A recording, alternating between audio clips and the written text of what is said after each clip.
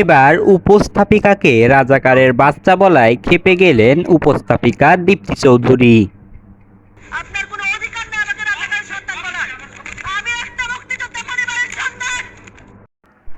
টকশোর প্রথম থেকেই বিচারপতি মানিকের সাথে খুব ভালো ব্যবহার করলেও অনুষ্ঠানের শেষ পর্যায়ে উপস্থাপিকাকে রাজাকারের বাচ্চা বলায় উপস্থাপিকা ক্ষেপে যান এবং তিনি জোরে জোরে বলতে থাকেন, আমি একজন মুক্তিযোদ্ধা পরিবারের সন্তান, আপনি কোন সাহসে আমাকে রাজাকারের বাচ্চা বলেন। পরিবারের সন্তান আপনি আমাকে রাজাকার কোন সাহসে বলেন? আমি এই আপনার ব্যবহার দেখে আমি বলেছি আমি একটা মুক্তিযোদ্ধা পরিবারের সন্তান। আমি একটা মুক্তিযোদ্ধা পরিবারের সন্তান।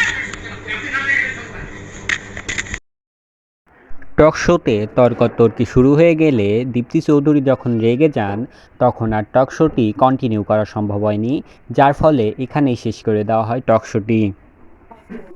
আসলেই ধৈর্যের একটা সীমা থাকা উচিত। বিচারপতির এই ব্যবহারে ক্ষুব্ধ অডিয়েন্সরা। আজকের ভিডিও এ পর্যন্তই। সবাই ভালো থাকুন, সুস্থ থাকুন, খোদা হাফেজ।